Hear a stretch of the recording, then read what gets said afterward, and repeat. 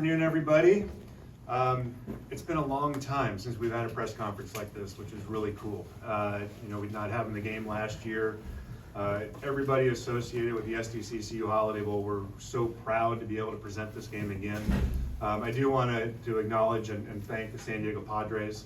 They're terrific partners of ours. You see the field out there, it is beautiful. And we look forward to an awesome game on Tuesday night. And it's going to be pretty magical. This has been years in the making.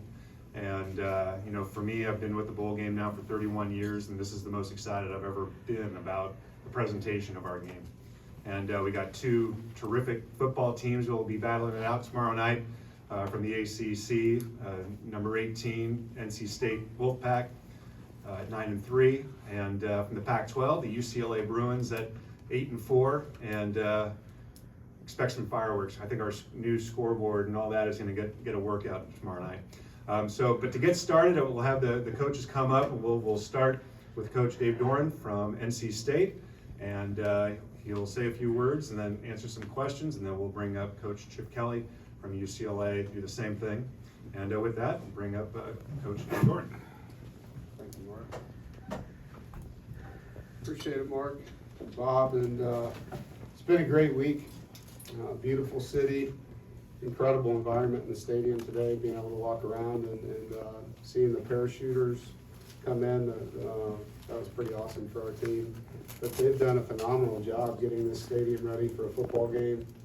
To be in a bowl game that our conference has never played in, great experience for our players. I know when the opportunity came up to play in the Holiday Bowl, I asked the team how many guys have been to San Diego, and there was one or two. So just, that to me is what bowl games are. It's life experience for these young men. It's a chance to celebrate all of us. I know UCLA's the same. We've been through more with these guys. When you talk about all the things socially that happened in our country, you talk about pandemics and COVID protocols. There's been a lot. And so this group of young men, this staff, deserves an opportunity to enjoy each other's company and play football and have fun in a bowl environment that's special like this. And so very blessed and thankful for the opportunity. Look forward to playing a really good football team. Chip, you've done a great job. It's a fun group of guys to watch on film. Very experienced football team that we get to play. It's going to be a really good football game. You got a lot of good a lot of good players, good schemes, guys that haven't played against each other, so an opportunity that way. I think even conference-wise, been at NC State 9 years now, and had one game against a Pac-12 team, Arizona State. So it's great to be able to cross over this way. Any questions? You guys, there's a mic here for questions. Who needs a question, please? Please speak up so we can get it on Facebook Live, okay? Here you go. Ben Bulch, Los Angeles Times. Coach Kelly and UCLA known for elite offense. What do you see that makes their offense so good and so hard to stop and prepare for? Well, he's got a lot of experience. These kids have played in his system now for a while, and quarterback that's been in it. Obviously, for anybody that coaches, having an experienced quarterback's a blessing in itself, and we both have that. When you have guys that have been in your system, they can learn on their experiences.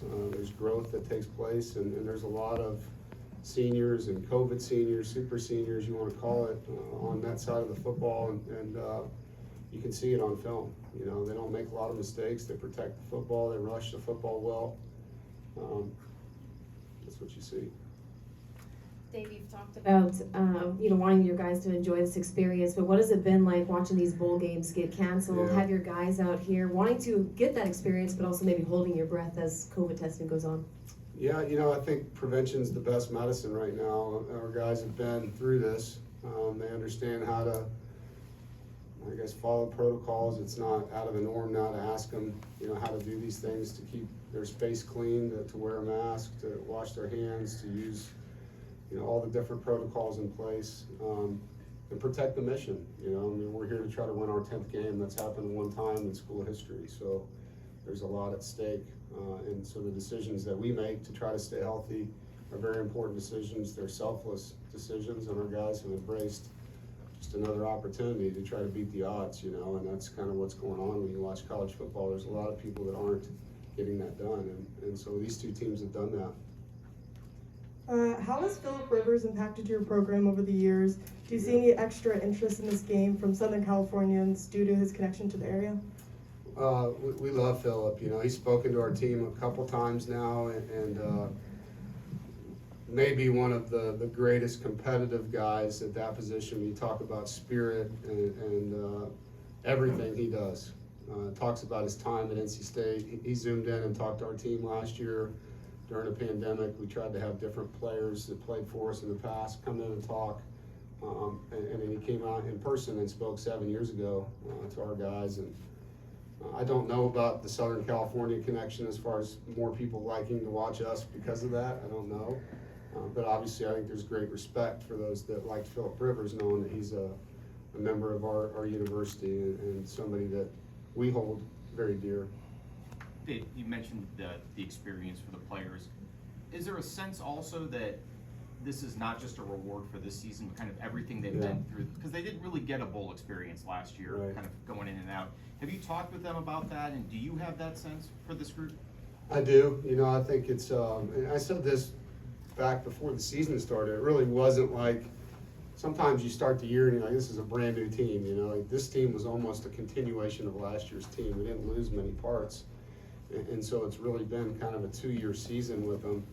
And you're right, you know, last year's bowl game was more like a road game. And so to have this true experience of a bowl, I think has been a great treat for these guys. Coach, it's been a month since we last saw you play, and we know how banged up and nicked up everybody was by the end of the year. Yeah. Is the team a little bit, more fresh now, get some guys back since it's been some time off, and how they stay sharp over this period? Well, we had maybe 30 guys with the flu the week that we played UNC. And so we were in a much worse position then than we are with this current situation going on nationally. But yeah, we're in a great spot as far as our health. You know, the guys that were out for the year are out for the year. Nothing happened there. But, you know, Devin Boykin's back. And I would tell you probably half of our team had the flu during that week, you know. And so they played that game with a lot of guts. So they were fatigued. After the game, I think maybe 3/4 of our staff had it, you know, so I mean, I think crushed our program. And so it was great to get everybody kind of healthy and back, and we've had a good week. I know that we've talked about this before and with some of the guys, but just expand a little bit more on this, you know, getting to a 10-win season, what this would mean for the program and how it's been driving these guys over the last month since they played. Yeah, you know, I think creating a legacy as a player, as a team, as a group of guys, like our 17 signing class wanted to take a picture out there together, you know, just, I think these are things that they will be remembered by, you know, and for Emeka Emezi, for example, whoever wears 86 next has big shoes to fill, you know, and when you talk about your program, we're trying to build a program here that each team that has to come up against what the last team did has to raise the bar another notch. And so to get to 10, it's 137 years of football. It's happened one time in school history. Would be a great accomplishment for these young men and for the staff. And obviously, anytime you can win a bowl game, if that happens, it helps you in your off season, your recruiting, your momentum. So for both teams, you know, I mean, anytime you get to this point of the year, you want to have that. Coach, we talked to Grant and Drake a couple weeks ago, and Yeah. there's been so much excitement the last few weeks because of guys who are coming back. Yeah. And people and fans are already starting talking about next year. But the thing is, you guys didn't have one more game to play this year. Right. How you kind of kept the guys sharp and focused on the task at hand? Yeah, it's kind of weird, you know, and I don't know how it was for coach's program, but, you know, we couldn't sign very many players because we didn't know how many we'd lose, you know, with the super senior thing going on. Roster management has became very challenging as head coaches. And so as a small recruiting class, the signing date was like 12 guys, you know, and I've never seen a class that small in my time in a program. But with that, then we had all these guys announcing they're returning, and that became more exciting than signing date in some ways.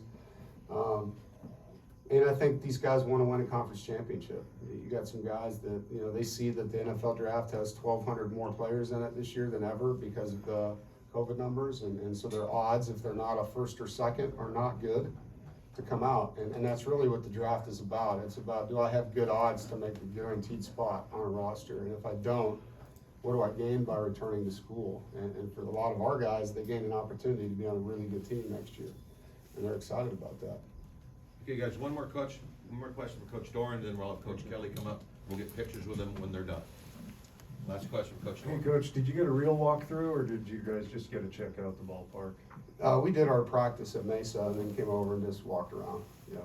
Thank you all, appreciate it. Okay, Coach.